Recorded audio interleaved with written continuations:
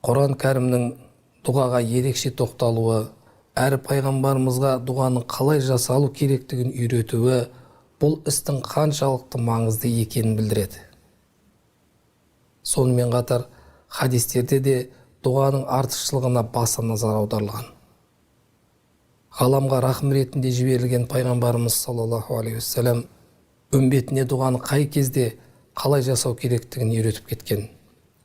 Оның өміріне қарасақ, әрбір сәтті дұғасыз өткізбегенін байқаймыз. Пайғамбарымыз саллаллаху алейхи уассалам әд-дуау мухул ибада дейді. Яғни дұға құлшылықтың негізі деп, құлшылық негізінің дұға екенін айтқан. Дұға жасаудың алтыншы шарты тек бір Алладан ғана сұрау. Құран кәрімнің Юнус сүресінде Бисмиллахир-рахманир-рахим وَلَا تَدْعُ مِنْ دُونِ اللَّهِ مَا لَا يَنْفَعُكَ وَلَا يَضُرُّكَ дейді. Яғни Алла тағаладан басқа пайда да, зиян да келтіре алмайтыннан, яғни пұттардан дұға тілемеңдер дейді. Жетінші, Алла тағаланың көркем есімдерімен дұға тілеу. Раззақ есімі арқылы ризықтың сұралуы, Рахим есімі арқылы мейірімділіктің қалануы, Шафи есімі арқылы неше түрлі ауруларға шипа тіленуі дұғаның бір хикметіне жатады. Сол секілді Алланың басқа да есімдері арқылы жәрдем сұрау жайлы Алла тағала былай дейді. Бисмиллахир-рахманир-рахим وَلِلَّهِ الْأَسْمَاءِ الْحُسْنَ فَادْعُوهُ بِهَا. Яғни Алла тағаланың көркем есімдері бар, осылармен дұға қылыңдар деген. Сондай-ақ Алла тағаланың Құранда Бисмиллахир-рахманир-рахим «Уд'уни астаджиб лакум» деді. Яғни маған дұға етіңдер, сендерге жауап беремін деген уәдесі бар. Иә, Алла тағала құлдарының барлық дұға тілектеріне жауап беруші. Дұғаға жауап беру бір бөлекте, оны қабыл алу бір басқа. Аятта Алла тағала өзіне жасалған барлық дұға тілектерге жауап беретінін айтты. Ал дұғада сұралған нәрсенің беріліп, берілмеуі, яғни тілектің қабыл болу болмауы Алла тағаланың хикметі мен қалауына қарай өз уақытында әртүрлі жағдайда жүзеге асады. Осыған қатысты пайғамбарымыз Мұхаммед саллаллаху алейхи уассалам бір хадисінде Алла тағала өзіне дұға жасаған барлық адамның тілегіне жауап береді.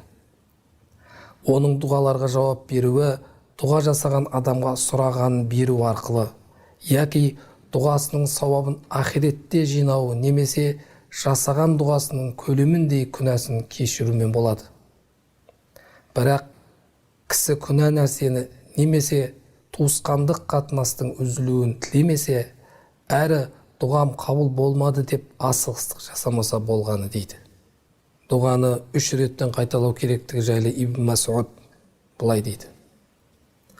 Қола Ибн Мас'удин радиаллаху анху кәна алейхиссалам иза да'a да'a саласан ва иза сәәлә сәәлә саласан. Пайғамбарымыз Мұхаммед Мұстафа саллаллаху алейхи уассалам дұға еткенде бір нәрсені сұрағанда 3 реттен қайталайтын деген. Иә, дұға қылу, яғни Алладан қажетін тілеу, мұсылман тіршілігіндегі елеулі орын алатын ғибадаттың түрі. Пайғамбарымыз Мұхаммед саллаллаху алейхи уассалам «Әд-дуау силахул муъмин ва имадуд-дин ва нурус самавати вал ард» дейді. Яғни дұға мұъминнің қаруы, діннің тірегі, аспан мен жердің нұры деген. Имам Ибн Мәжә дұға ету арқылы Алланы еске алудың 100-ге жуық пайдасы бар дейді. Енді олардың кейбіріне тоқтала кетейік. Бұл ең әуелі Алла тағаланың разылығына себепкер болады. Өйткені адамзат өзінің әлсіздігін мойындап, бір жаратушының алдында мінәжат қылып, керек жарағын жалғыз Алладан сұрайды. Сол арқылы Алланың разылығына қол жеткізеді. Бұл шайтанның қулығына себеп болады. Адам әрбір ісін, сөзін бастамастан бұрын құдіреті күшті Алла тағаланың лағынетіне ұшырап, нығметінен алыстатылған шайтанның айласынан сақта деп сыйынып дұға қылады. Жүрек жай табады. Дұға уайым қайғыны жояды. Адам жүрегіне қуаныш пен рахат сезімін орнықтырып, оны қуаттандырады. Әрі дұға етушінің жүзін нұрға бөлейді. Қатқан жүректі де шебітіп, дертке шипа болады. Сондай-ақ тот басқан өлі жүректі тірілтеді. Ал Құран кәрімде Бисмиллахир-рахманир-рахим Әлә би-зикриллахи татмаиннал қулуб дейді.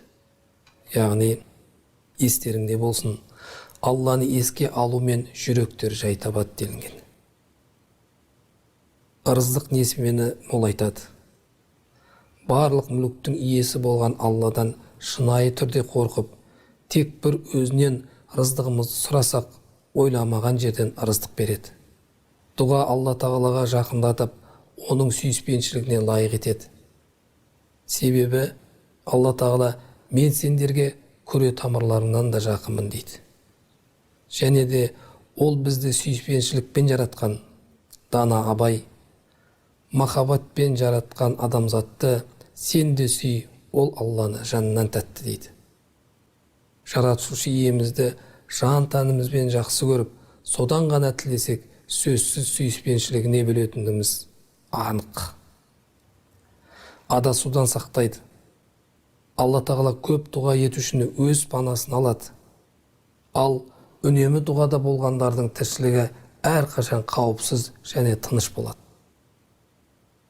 Дұғамызбен Алла тағалаға мағфират, яғни кешірім есіктерін ашады.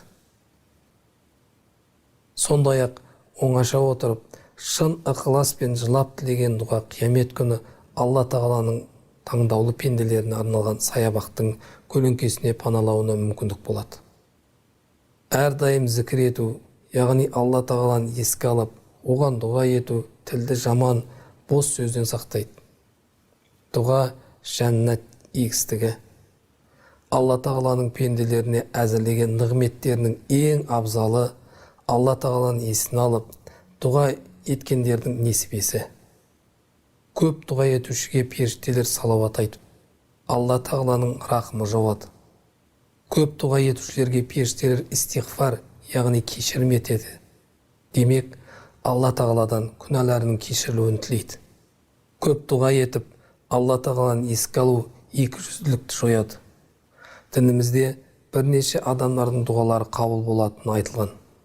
Олар қиналған адамдар, зұлымдыққа ұшырағандар, ата-ананың баласына жасаған дұғасы, әділетті имамның дұғасы, салиқалы, ізгі адамның дұғасы, ата-анасына жақсылық жасап, кішіпейілдік көрсеткен перзенттің дұғасы, ораза ұстаған адамның ауыз ашардағы дұғасы, мұсылманның мұсылман бауыр үшін жасаған дұғасы, күнәларынан тәубе еткен пенденің дұғасы, жолаушының дұғасы қабыл болады.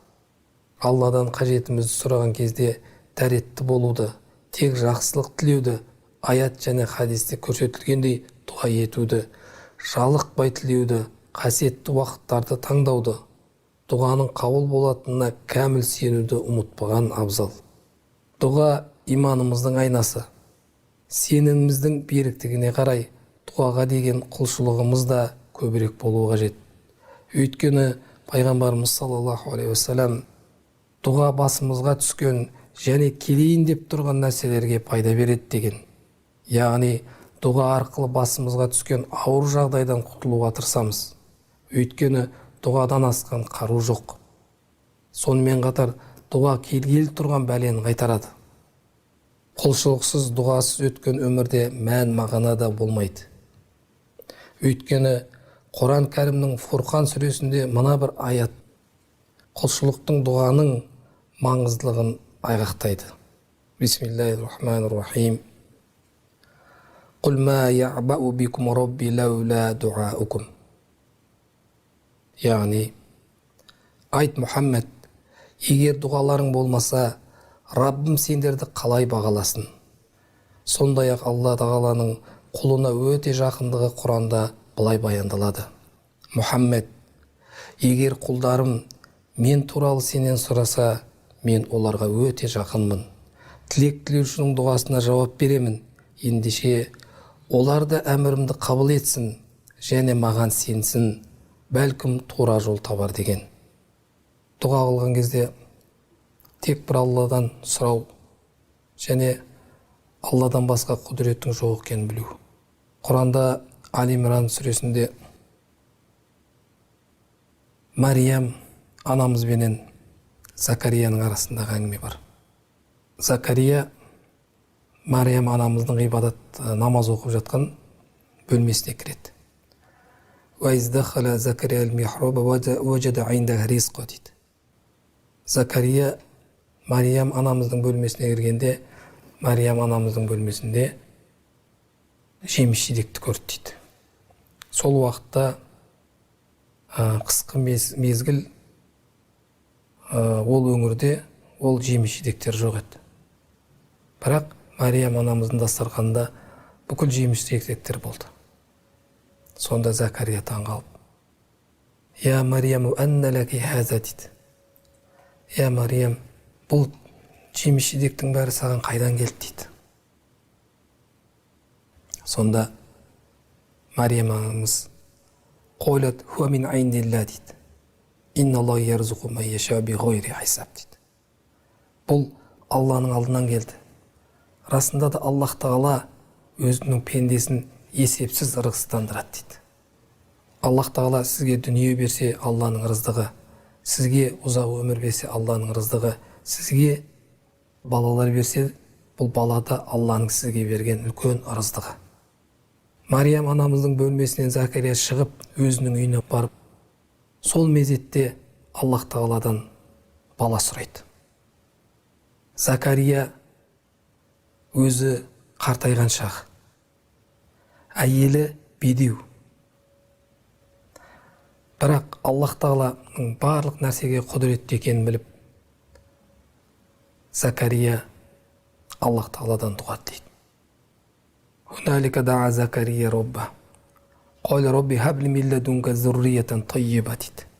Сол уақытта Закария бөлмесіне барып: «Я Раббым, маған салихалы ұрпақ бер» деп сұрайды. Аллах Тағала оның дұғасын қабыл етіп, Закарияға Яхияны береді. Міне дұғаның күштілігі және дұға қылар кезде Аллах Тағалаға шынайы сенімменен дұға қылудың ерекшелігі. Ескере кетер тағы бір жағдай, дұғаның ең жарқын нәтижесі мынау: дұға жасаған кісі өзінің дұғасын естуші, мейірімін төгіп, мұң-мұқтаждықтарына жауап беруші ұлы құдіреттің бар екенін біледі. Өзінің осынау әлемде жалғыз, қорғансыз емес екенін түсінеді. Ол барлық нәрсеге құдіреті жететін, кез келген нәрсені әп-сәтте жарататын жаратқанға мұңын шағу арқылы мойнындағы ауыр жүктен арылып, көңілі сергіп, жеңілдеп қалады. Иә, шын мәнінде дұға ол ғибадат. Алла Тағала шын ықыласпен тілеген дұға ғибадаттарымызды қабыл етсін. Тілеген тілегімізді қайырмен қабыл еткей. Дұғамыз қабыл, мұратымыз асыл болғай. Әмин.